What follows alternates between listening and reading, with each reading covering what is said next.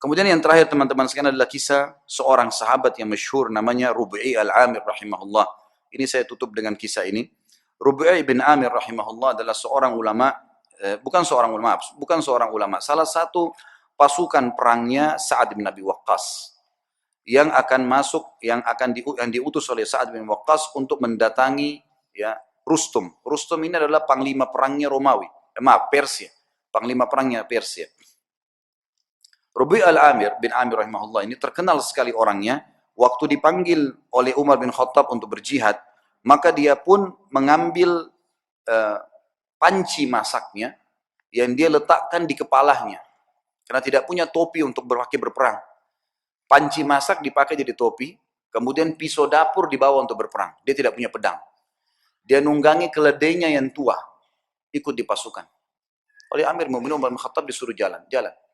Subhanallah, Sa'ad bin Abi Waqqas waktu itu diutus pasukan oleh Umar bin Khattab dengan 30.000 pasukan menghadapi 240.000 pasukan Persia. Dan Persia kaget. Waktu mereka pun tahu 240.000, mereka tidak mundur sedikit pun. Maka Rustum ini ahli perang. Dia bilang, saya mau tahu dulu bagaimana sih kekuatan 30.000 itu kok berani benar. Seperti apa sih kekuatan mereka? Dikirimlah surat kepada Sa'ad bin Waqqas negosiasi. Datanglah 1-2 orang terus-menerus negosiasi dan semuanya hampir sama perkataannya. Tapi yang paling pertama datang adalah Rubi'i bin Amir rahimahullah radhiyallahu anhu. Sahabat Nabi yang mulia ini datang dengan keledainya. Dia bawa pisau dapur dan ada tombak yang dia pinjam dari temannya. Dia datang, begitu tiba di istana, kata Rustum, buat dia tidak masuk ke istana kecuali sudah hormat dengan saya. Dan hiasi semua istana ini dengan emas. Semuanya, pintu gerbangnya hiasi dengan emas. Semuanya taruh, harta-harta gelimpangin. Gitu. Buat mereka mau tahu, gila harta enggak ini? Semuanya. Bantal-bantal, semua singgasana hiasi dengan emas. Semuanya taruh emas, geletakin emas di sana-sini. Dibuat semewah mungkin. Waktu datang Rubi'i radhiyallahu anhu, begitu melihat kejadian tersebut, dia turun dari keledainya, lalu dia mengatakan, bagaimana dengan undangan kalian? Kata mereka, kau tidak bisa masuk kecuali kau harus menghormati Rustum. Mengatakan, wahai Rustum yang terhormat, saya pamit mau masuk. Kata Rubi'i, saya tamu. Dan saya yang harus dipamiti untuk masuk, bukan saya yang pamit. Lalu Rubi'i melihat di situ ada tikar, permadani, di atasnya banyak emas. Sama beliau disingkirin emasnya, permadana itu diambil, dipotong pakai pisaunya dia. Dibelah dua. Diambil, ditaruh di keledainya. Dianggap sebagai ghanimah, harta rampasan perang. Ditaruh sama dia. Kemudian dia mengatakan, ini pembukaan harta rampasan perang kami kalau kau tidak buka pintu gerbang. Sendirian. Dan Rubi'i ini perlu Anda tahu, orangnya pendek, kecil. Bukan orang yang tinggi kekar. Orang-orang Persia waktu itu tinggi besar. Kekar-kekar semuanya. Diberitakan ke dalam. Kata Rustum, baiklah. Tutup pintu gerbang, buka sedikit saja. Supaya dia masuk tunduk kepada saya. Diperintahkan masuk, pintu gerbang dibuka sedikit. Memang tidak bisa orang masuk, harus tunduk. Maka Rubi'i lihat, subhanallah, Allah memberikan orang beriman itu hatinya bisa melihat. Ya. Dia bisa membaca, namanya firasatul mu'min. Maka dia lihat, ini pasti ada tipu daya nih. Yang dia lakukan, dia balikkan pantatnya dia balikkan keledainya, lalu dimasukkan dari balik belakang. Ya. Sehingga yang tadinya dia harus tunduk, ini dibalik, jadi bokong yang di belakang. Dilaporin ke Rustum, ini yang dilakukan sama orang ini. Malah sekarang dihinain. Lalu dia naik keledainya, dia jalan. Subhanallah, tuh dia jalan, dia tidak turun dari keledai. Keledainya dimasukkan di istana Rustum, dengan karpet-karpet yang mewah, pisau dapurnya dipakai bolong-bolongin bantal itu semua.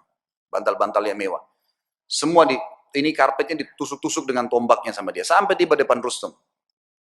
Panci di atas kepalanya, pisau di tangannya. Tombak di tangan, pisau di tangan kanan, ini di tangan kiri, tombaknya. Kata Rustum dipanggil penerjemah. Tanya kepada mereka nih, mau apa sebenarnya datang ke sini? Terjemahkan. Hai orang-orang Arab, kalian kan dulu di padang pasir. Tidak punya apa-apa kecuali gembala kambing. Untuk apa kalian datang ke sini? Kalau kalian butuh harta, sebut saja, kami akan kasih pulang. Kalau kalian butuh gembalaan, kami kasih berapa bun unta dan kambing yang kalian mau. Kalau kalian ingin jabatan, kami akan jadikan, pilih siapa yang terbaik, kami akan jadikan sebagai pemimpin kalian, dan kami akan kasih gaji. Lalu jawaban Rubi'i, rahimahullah, ini orang kalau sudah mengenal Tuhannya, dia mengatakan, kami datang dari sana tidak butuh dengan harta yang sedang kau pamerkan ini. Dan kami datang mengeluarkan seluruh hamba, termasuk kamu dan kami, dari menyembah makhluk kepada menyembah pencipta sang makhluk. Itu saja. Kalau kau patuh, maka kau dengan kerajaanmu, kami akan pulang. Hukum Allah. Berhenti menyembah, karena waktu itu raja mereka Kisra dianggap Tuhan. Berhenti menginjak Kisra. Kisra pun tetap dengan kerajaannya, kau tetap sebagai panglima perangnya, semua kau milikin, tidak ada yang hilang di sini. Cuma itu saja, kemudian kami pulang. Lalu kata si Rustum, baiklah kalau gitu, izinkan kami berpikir, mungkin butuh waktu. Kata Rub'i, berapa lama kalian butuh? Sehari, 2 hari? Kata Rustum tidak. Mungkin kami butuh 2 bulan, 3 bulan berpikir, musyawarah dulu. Kata Rub'i, saya hanya kasih kalian waktu maksimal 3 hari. Karena pemimpin kami Nabi SAW mengizinkan musuh berpikir 3 hari maksimal. Tidak boleh lebih daripada itu. Kata Rustum, terjemahkan ke orang ini. Ini siapa? Pemimpin mereka. Kata Rub'i, terjemahkan, kau pemimpinnya? Dia bilang bukan. Saya pasukan yang paling di belakang. Saya ini pasukan yang paling biasa, prajurit yang paling biasa. Kata Rustum, terjemahkan lagi, kenapa kok kau bisa ambil keputusan begitu? Dia bilang, dijawab sama dia, karena agama kami mengajarkan dari pemimpin muslim sampai masyarakat biasanya keputusannya satu. Kalau saya sudah berikan amanah, keamanan, semua harus patuh terhadap pemimpin saya. Muslim semua begitu. Kami satu jasad. Kata Rustum, baiklah, izinkan pulang orang ini. Begitu diizinkan pulang, kata Rustum, tulis surat kepada Kisra. Ini yang sedang kita hadapin nih, semuanya 30.000 manusia yang kayak gini. Ini untuk dihadapin susah nih. Gak bisa. Keras, tegas, dan memang maunya, gak bisa. Harus begitu. Tidak ada jalan lain. Urusan tangan Anda. Berperang atau kita mengalah saja. Ini gak bisa. Karena Kisra gak berhadapan sama pasukan muslimin, dianggap kuat, udahlah pasukan, perang aja, lawan. Gitu kan. Ringkas cerita terjadi peperangan tentunya. Tapi yang kita ambil pelajaran bagaimana Rub'i radhiyallahu anhu, teman-teman. Orang kalau mengenal Allah, harta jadi kecil buat dia. Ya. Semua apapun yang Allah haramkan, ditinggalkan. Seindah apapun itu. Berapa banyak kisah tadi yang kita sebutkan. Anak muda yang meninggalkan perzinahan dengan menaruh kotoran di bajunya. Berapa banyak orang-orang soleh yang sudah kita sebutkan kisahnya. Yang jelas yang kita simpulkan teman-teman sekalian, berhubungan dengan Rabbul Alamin. Sering komunikasi dengan dia sebagaimana dia sudah ajarkan kepada kita semua. Mau keluar rumah ada doanya. Mau masuk rumah ada doanya. Mau makan ada doanya. Habis makan ada doanya. Doa itu apa? Komunikasi dengan Allah. Keluar rumah bismillahirrahmanirrahim. Dengan nama Allah saya bertawakal, menyerahkan diri kepadanya. Kata Nabi SAW, kata Allah SWT, wa may tawakkal Allah fahuwa hasbuh. Yang bertawakal pada Allah, Allah jadi pencukup baginya. Seorang syekh pernah menangkap di Riyadh, seorang penyihir besar. Penyihir terbesar ini datang dari Afrika, ditangkap. Waktu ketangkap, dia tanya syekhnya, saya nonton cuplikannya, dia bilang, bagaimana Anda bisa menangkap saya? Padahal saya menaruh ribuan jin di depan saya. Tidak pernah saya bisa ditembus nih, baru kali ini dia bilang, ada yang bisa tembus dari Anda. Dia bilang, karena kamu bodoh dan kamu tidak mengerti.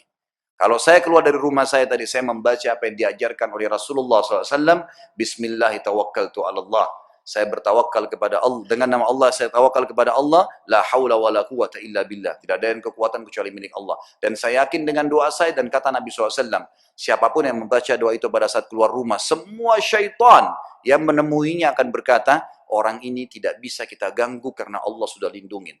Itu sebabnya saya bisa tembus kamu. Bukan cuma itu, saya akan laporkan kamu dan kepala kamu akan dipenggal karena kamu seorang penyihir. Ditangkaplah penyihir tersebut, teman-teman sekalian. Hubungan dengan zat sang pencipta yang maha kaya, menciptakan semuanya, itu adalah hubungan yang paling baik. Maka jalinlah hubungan yang baik dengan Allah, maka Allah akan baikkan semua. Sebagai penutup kata-kata saya. Kata Nabi SAW, siapapun yang berbuat perbuatan yang Allah ridha, Allah cintai perbuatan tersebut, Allah akan buat semua makhluk mencintainya. Dan kalau seseorang berbuat perbuatan yang buruk yang Allah benci, maka Allah akan buat semua makhluk akan membencinya. Kata kuncinya kembali kepada Allah Subhanahu wa taala. Allahu a'lam.